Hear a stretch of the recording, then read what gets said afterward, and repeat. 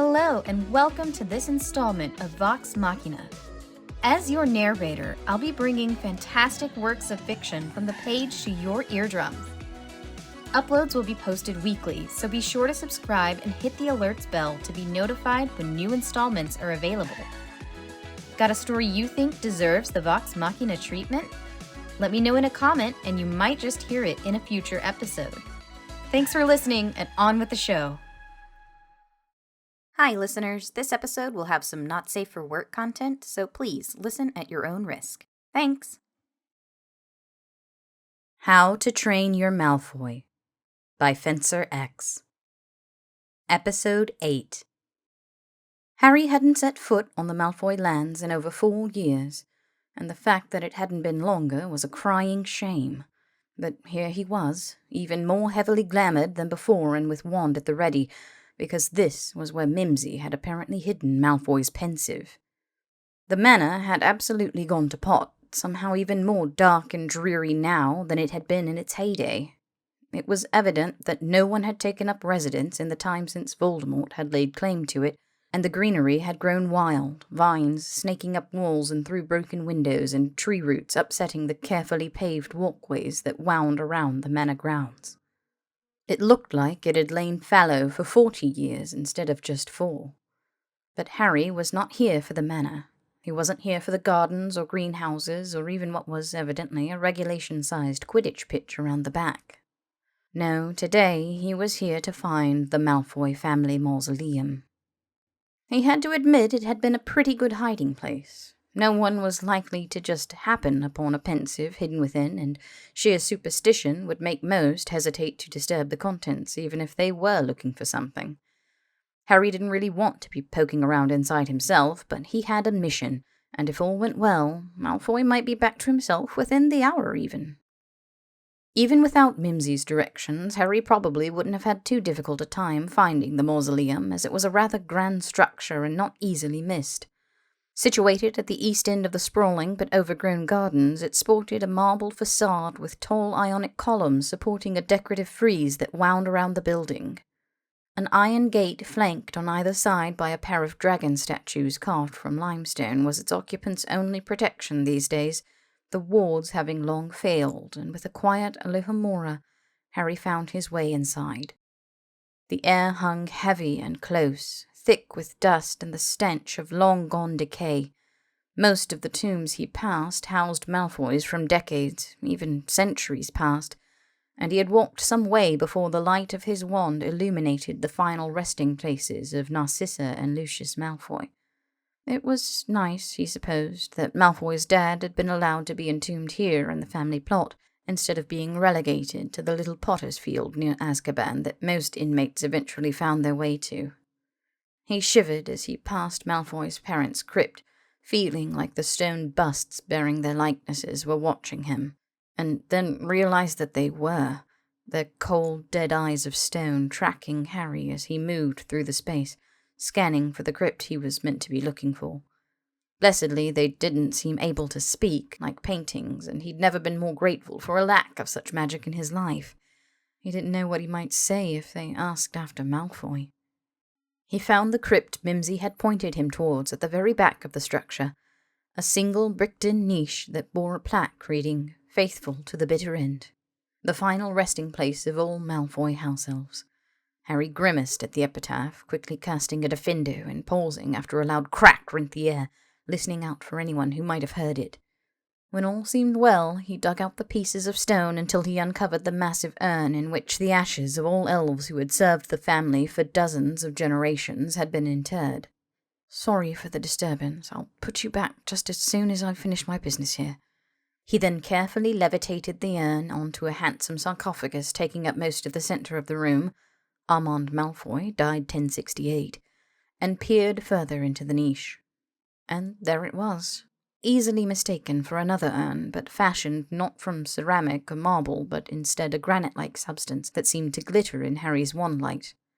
Not trusting his levitating skills for something this precious, Harry reached in, grabbed the pensive with both hands, and drew it out. He placed it atop Armand's sarcophagus as well, then returned the house elf's urn to its proper place, sealing it back into its niche and replacing the plaque.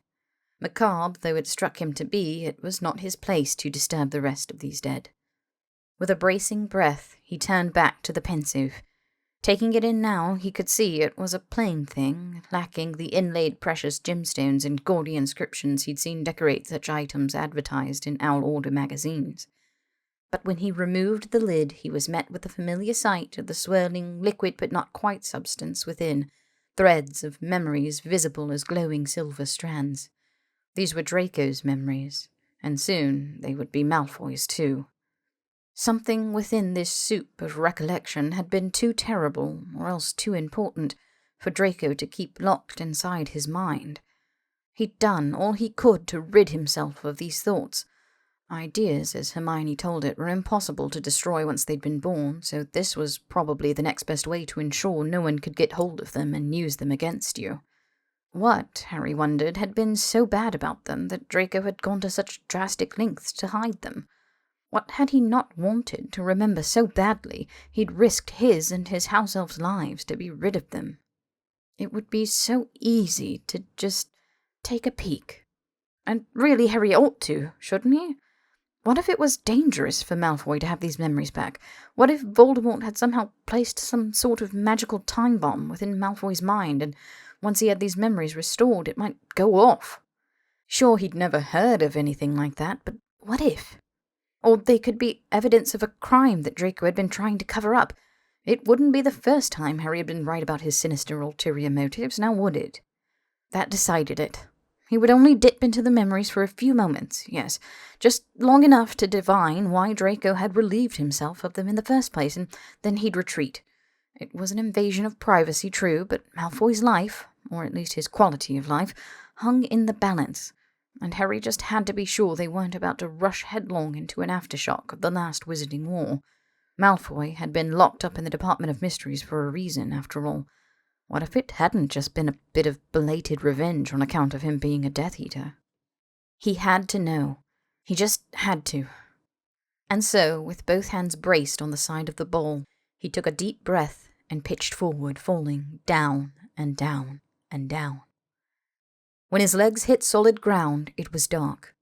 Dark but for the soft flickering of low-lit torches in sconces lining a stone corridor. He was at Hogwarts, on the 4th floor, just outside the boys' bathroom, and Draco this time, and Oliver was snogging, again. Oh, wait, not again. This wasn't a new memory. No, this was an old one. A continuation of the abruptly aborted one he'd fished from Malfoy's mind using legilimency. That was why the memory had gone all wrong. Draco had cut it off, purposefully, and placed it into this pensive. Whatever happened here, it was important. Harry had to watch. And so he did. He took in, up close and in living colour, the raw animal sight of Draco pressing Oliver into the cold stone facade of the corridor.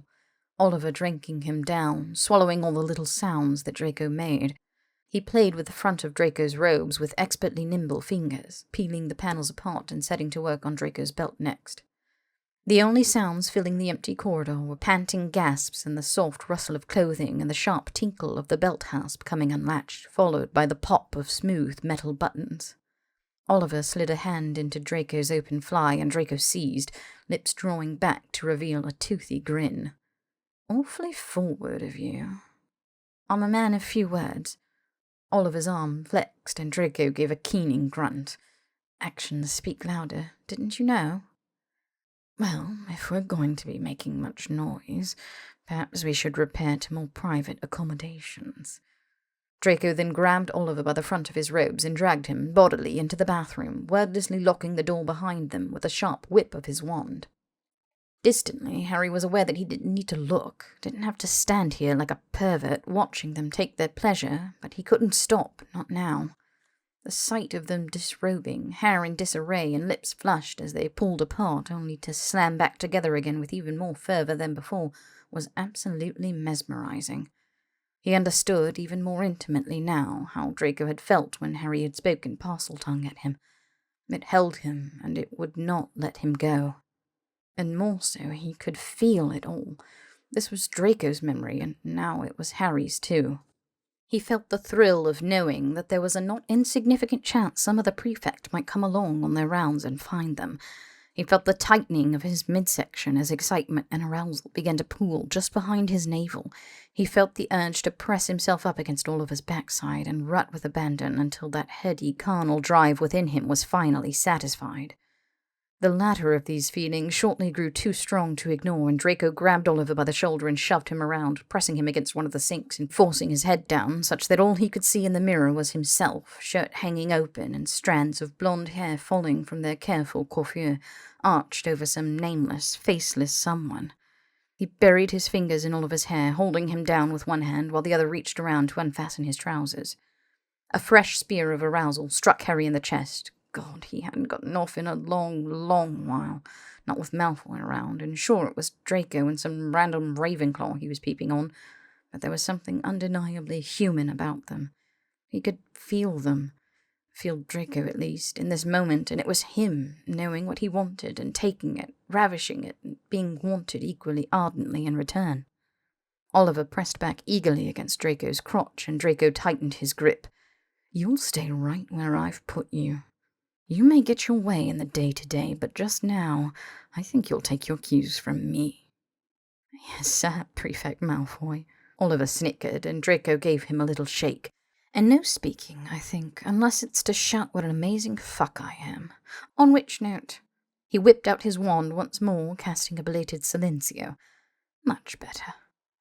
He yanked down Oliver's trousers and pants just enough to expose his buttocks, pinching the milky white flesh until Oliver cried out, lip curling in satisfaction. Harry heard Draco cast something under his breath, but could not quite catch the phrase, but when his fingers slipped down into the dark divot between Oliver's arse cheeks, he got the general idea.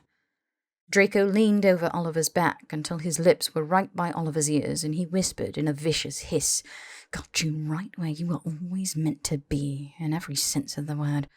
Under me, at my mercy. No one around to tell you I'm the wrong sort." He massaged his fingers, and Oliver's legs spasmed, back arching as he choked down a cry. "Look at you, so pliable, so malleable. You were meant to be a god. I could have made you into one. It should have been you and me." Another twist of his fingers, and Oliver was grabbing onto the sink for dear life, practically sobbing as gasps of pleasure erupted from his throat in choked bursts. "It should be you here. It should be you." He released his hold on Oliver's head, leaving a long stripe of saliva across his palm, and reached into his own pants to draw out a cock that Harry was distressingly familiar with by now, thanks to Malfoy's distaste for bathing unless forced into it by Harry himself. It was, he had to admit, an impressive specimen, slim in girth, but made up for by a length that allowed it a beautifully arching curve. Against his pale palm it seemed angrily pink just now, and jutted proudly from a thatch of short wispy curls. He bent just at the knee to slide forward, slipping his prick between Oliver's thighs until the head bumped against Oliver's own bollocks. "Tighten up," he spat, wrenching his hand until Oliver was nearly clambering up onto the sinks and his slender thighs pressed together. Draco's expression hardened, and he exhaled a long, bracing breath, gently patting Oliver's arse. Man's greatest treasure indeed. And then he moved his free hand to hold Oliver by the neck, drew back, and slammed forward, causing the sink to give a groaning shake that was mirrored by Oliver himself. He thrust again and again and again, timing each with a twist of his fingers to pleasure Oliver within and without.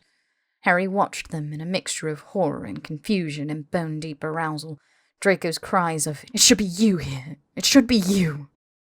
Draco cocked his head to the side as he picked up the pace, lip curling, and Harry imagined, only imagined, that his stormy dark gaze crawled its way over time and memory to fall heavy on Harry, each punching, punishing thrust an accusation of, "Why isn't this you?" Oliver was babbling streams of nonsense words, slurred sweet nothings and errant yeses and fucks and more god mores, but Draco had grown quiet as the grave, face screwed up into some amalgamation of frustration and anger and sweet, sweet release as he poured himself into following the driving rush of ecstasy beginning to coil just at the base of his spine, seeking its inevitable end with a mounting fervour. Harry watched him in the mirror. It was a vision he had never been meant to see, and mere happenstance had put him here. an unwanted and unwelcome intruder in this intimate moment. These weren't his emotions, this wasn't meant for him, but he had seen it all the same. It was his memory now, as much as it was Draco's and would soon be Malfoy's. Draco's voice cracked, his whole body seized, and he shoved Oliver's head against the mirror, growling as his orgasm washed over him in merciless waves. "Fuck you, Potter!" Harry felt a shower of ice water fall over him, whisking away in an instant any and all sympathetic arousal building within him. Oliver shook off Draco's grip on him, angling his head around to frown at Draco with brows knit in bold confusion. What? Draco froze, and he drew back and off of Oliver, straightening. He smoothed down his robes to hide his softening prick and ran a hand through his hair, settling each strand back into place. With each movement he was putting himself back together, while Oliver was still stood there, arse out and cheeks flushed and shaking his head, utterly befuddled. Oliver opened his mouth to press Draco for an explanation, and Draco whipped his wand at Oliver's temple, pressing the tip in viciously. "Obliviate!" Oliver's gaze went glassy and distant, and Draco drew in close, voice gone soft with threat. "We just had a lovely little wank together. I played with your arse a bit, and we snogged until we got off. But you've realized now you're actually a shit kisser and don't want to embarrass yourself further by continuing to consort with me. Now put yourself back in order and return to your dormitory. If anyone asks, you stayed late studying in the library until the prefect drove you off." Oliver nodded mutely and reached down to draw up his trousers. Through his reflection in the mirror, Harry could see Draco grimace around a softly bitten-out "fuck" and look away. Fuck indeed. Oliver wasn't the only hapless victim of what Harry was starting to realize was Draco's dark obsession with him either. Only the first. What followed was a stream of similar interactions, brief erotic stints with dark-haired boys in glasses who seemed to serve little purpose beyond functioning as an outlet for Draco's twisted fascination with Harry. Always he obliviated them after, and never did he bother with the same boy twice. Sometimes he found them at Hogwarts, sometimes he found them at family functions, and even once he pulled one in a dark, grimy corner of Nocturne Alley. He didn't love them. He didn't hate them. He just used them to satisfy whatever overwhelming emotion he was wrestling with in the moment. Jealousy, shame, sorrow, frustration, terror. And then quickly moved on, covering his tracks so only he knew what had driven him to approach them in the first place. Only he and Harry now, rather. Harry wondered briefly if the pensive wasn't just Draco's private Potter-related porn stash, a guilty pleasure he hadn't wanted anyone chancing upon should he find himself subjected to legilimency. But then the tone of the memories shifted to something darker and more cerebral. He was stood in a dark corner of an equally dark hallway. Hogwarts again, but not the middle of the night this time at least, not from the sounds of mad scrambling and screams down the corridor. Students were darting by, panic on their faces. Faces he knew and recognized. There was Cho Chang, and there was Michael Corner, and there was Alicia Spinnet, and there was him, Harry Potter, and he was racing down the hallway. Harry felt a thrill rush through him, a dark, bitter emotion that he distantly recognized as vindication. So his help wasn't good enough for Potter? His houses wasn't? They wanted to have their secret little meetings under his nose, not even being circumspect about it, and act like it wasn't his status quo on the line too if the Dark Lord came back? His mother was terrified, and his father too, Draco could tell, but it wasn't as if they could do anything about it. And Draco couldn't either, but he'd wanted to be asked, to have Potter recognize that he had something to offer, that there was some good he could do, for narrow definitions of good. Longbottom was good enough for him. Loony Lovegood was good enough, but Draco fucking Malfoy? Fuck him. He whipped his wand around, triumph in his throat, and let his trip jinx fly. Harry's vision swelled dizzyingly, and then he was in another bathroom, standing in a pool of scarlet while Draco lay dying under him, choking on his own blood. His doppelganger was in this vision too, and Harry found he wanted to watch this memory even less than he'd wanted to watch Draco and Oliver. Other Harry sank to his knees, panicking. No, I didn't, as he tried to press Draco's gaping chest wounds closed. Draco could feel life leaving his limbs, snaking its way to his heart, whereupon his labouring lungs would soon fail. His vision was going dark at the edges until all he could see was Potter's pale, panicked face, looking everywhere but at Draco, and fuck, couldn't he have this, just this once? Just here at the end, couldn't Potter finally fucking look at him? It was better he die now so he didn't have to later, so he didn't have to watch the Dark Lord tear his family apart. At least Potter had made it quick, even if it was starting to sound like he hadn't meant to. Myrtle was screaming now, bleating like a banshee, and someone would come. Someone would ruin his last final moment. He tried to move his fingers, tried to reach for Potter, tried to make his lips work, tried to say something. Thank you, fuck you, save me, I'm glad it was you. But nothing came. Potter couldn't hear him now, and he'd never bothered listening before. Why should he? Who would listen to Draco?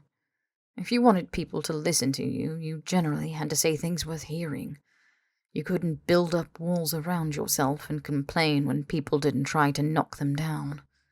And then Snape was there, knitting his wounds with a spell that sounded like singing, and Draco wanted to laugh.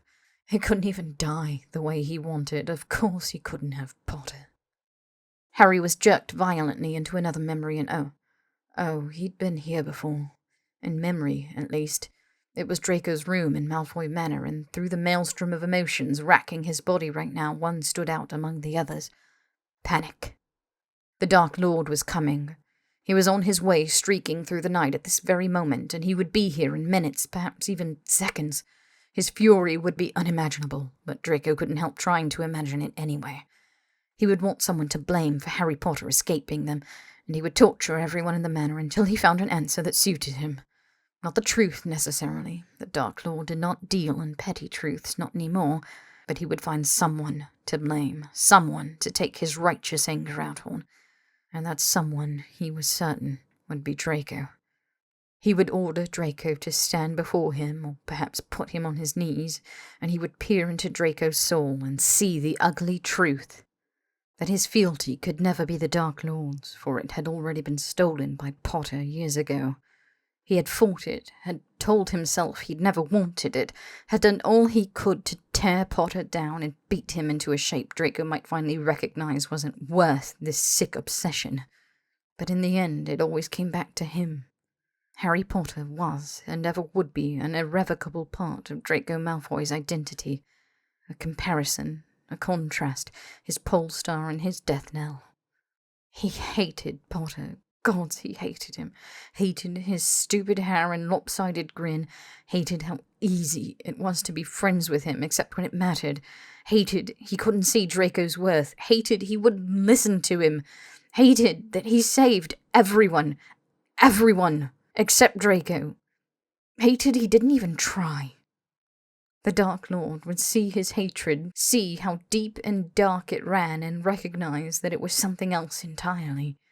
He would see that Draco sat here some days in his room, leaning against the balcony balustrade and staring out at the far-ranging fields, and fell as he indulged in childish fantasy of Potter apparating at the foot of his bed and holding out his hand, ready to spirit Draco away from all of this. Draco would take it, and Potter would say something roguish, like, "Finally realized you were the right sort after all." But it had only ever been just that. A childish fantasy.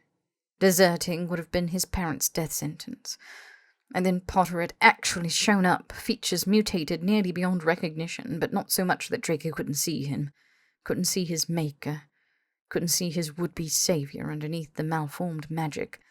When Potter had rushed him and grabbed Draco's wand, the last line of defense Draco had in this place, he'd let it go. That fated moment had finally come, when he could have locked his arms around Potter and twisted into nothingness with deliberation and determination, when he could have saved Potter. And courage had failed him.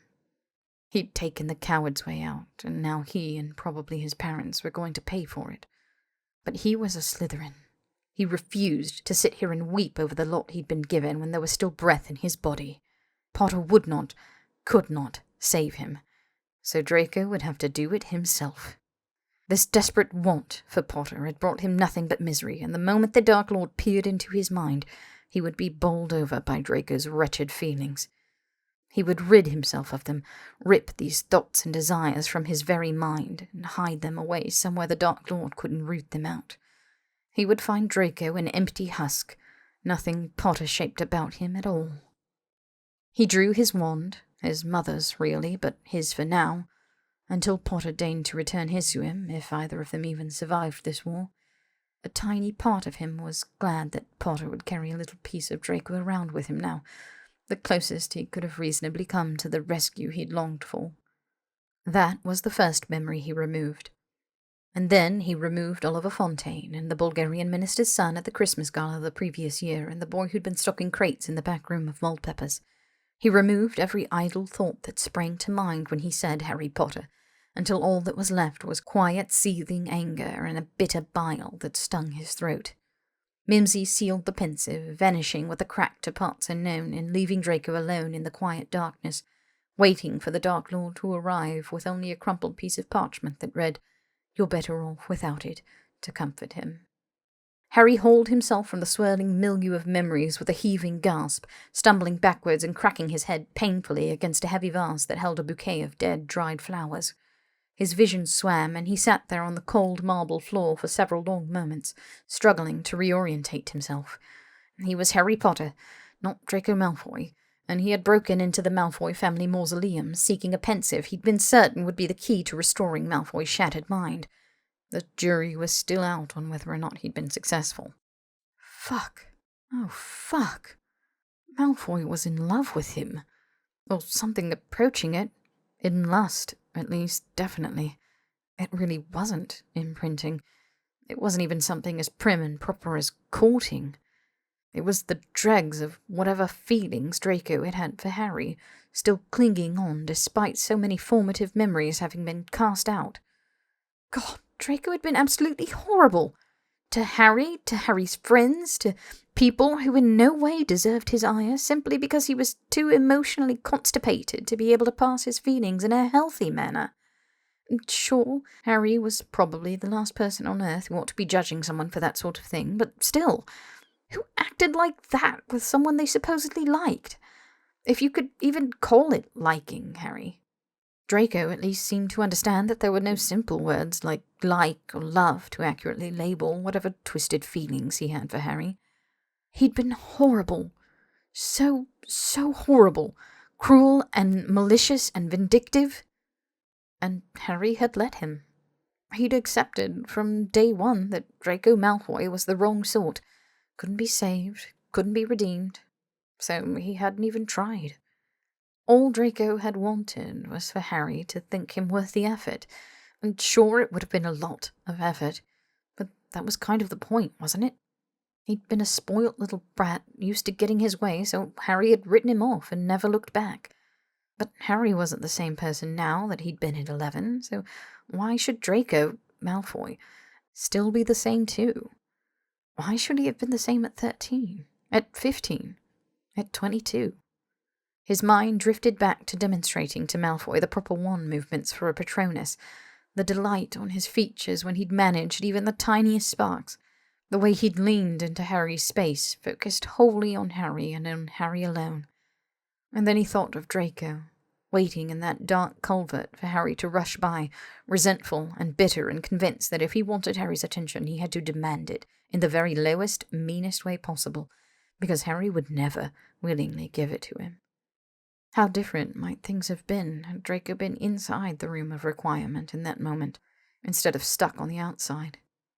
Harry pulled the pensive down into his lap, staring at the swirling soup of memories, and did not move for a very long time. It was well past nightfall, approaching midnight when Harry finally apparated back home. His first instinct when he opened the door and called out for Malfoy was to panic, for the sitting room was a wreck. The couch cushions and throw pillows had been ripped open, spilling their fluffy white stuffing everywhere. Books had been flung from their shelves. There were deep scratch marks on the table, and the fine tea set, reserved for guests, lay shattered into 1,000 pieces on the floor. Harry drew his wand, heart in his throat, and quickly and quietly cast Hominum Revelio, in case whoever had violated his wards and broken into his home was still here. But the spell returned only a single soft ping. indicating the presence of another person in the bedroom.